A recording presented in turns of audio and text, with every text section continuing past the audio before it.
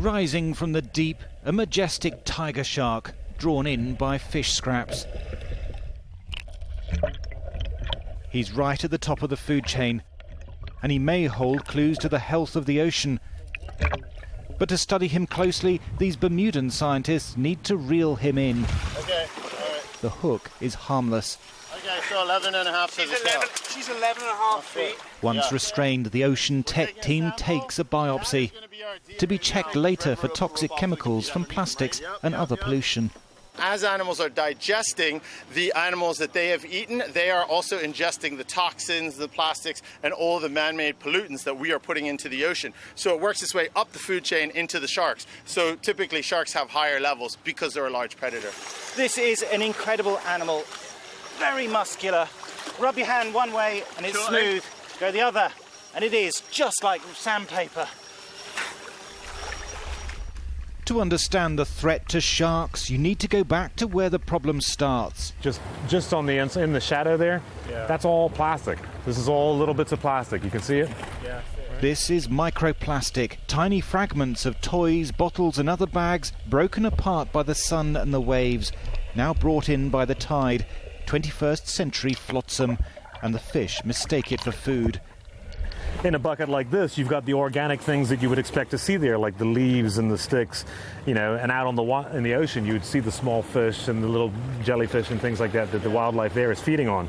A lot of that stuff is blue, white, purple, and what we see here is blue, whites, purples, all the plastics that are broken down. So this is the nightmare here when the plastic gets to this size, because how do you get rid of that? You know.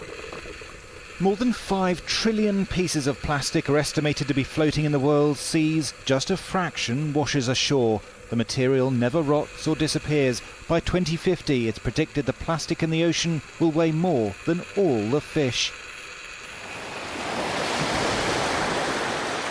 With its warm seas and white sands, Bermuda is something of a paradise, but it is a paradise that's being trashed. It lies on the edge of the Atlantic garbage patch, a huge swirling mass of plastic that's been brought together by the ocean currents. And this beach only looks this good because it's regularly cleaned. Some of it comes from a long way away. This is an octopus pot from West Africa, 4,000 miles across the ocean. This, a tube that appears to have come from Turkey. Man's mess washed here by the ocean currents. The plastics attract other toxic chemicals washed into the ocean, such as flame retardants and pesticides, and they too could make it into the food chain. You can see very clearly that this fish has been chewing on this particular plastic, maybe more than one fish. Who knows how long it's been out there. Scientists have been monitoring the pollution and fear it could pose a threat to human health.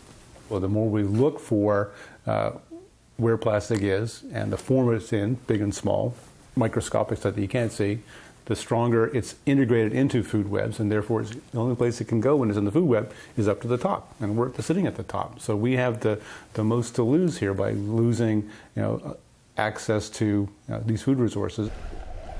Scientists don't yet know whether sharks are harmed by the chemicals in their bodies, but they shouldn't be there, and that is a warning for us all. Thomas Moore, Sky News, Bermuda.